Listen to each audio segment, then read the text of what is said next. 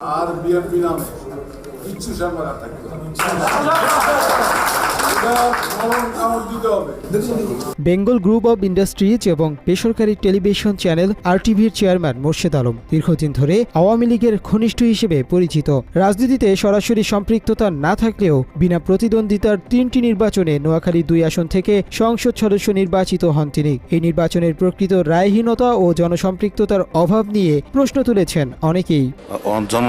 জননন্দিত নেত্রী জননেত্রী শেখ হাসিনাকে, উনি আমার প্রিয় দল বাংলাদেশ আওয়ামী লীগ থেকে দ্বিতীয় মেয়াদে মনোনয়ন দিয়ে মহান জাতীয় সংসদে আসার আমাকে সুযোগ করে দিয়েছেন। সম্প্রতি রাজধানীর গুলশান এলাকা থেকে মোর্শেদ আলমকে গ্রেপ্তার করেছে ঢাকা মহানগর গোয়েন্দা পুলিশ। ধানমন্ডিতে কিশোর মোহাম্মদ শামীম হত্যাকাণ্ডের মামলায় তাকে গ্রেপ্তারের পর কারাগারে পাঠানো হয়। এই ঘটনায় রাজনৈতিক মহলে তোলপাড় সৃষ্টি হয়েছে। অভিযোগ উঠেছে সরকার বিরোধী আন্দোলন দমনে প্রধানমন্ত্রী শেখ হাসিনার সঙ্গে এমপি মন্ত্রীদের বৈঠকে নিয়মিত উপস্থিত থাকতেন মোর্শেদ আলম। সেখানে বিরোধীদের দমনে ষড়যন্ত্র হতো বলে দাবি অনেকের। তার শাসনকে বজায় রাখার জন্য সহযোগিতা করেছে, তার মধ্যে হলো একজন হলো জনাব মোর্শেদ আলম।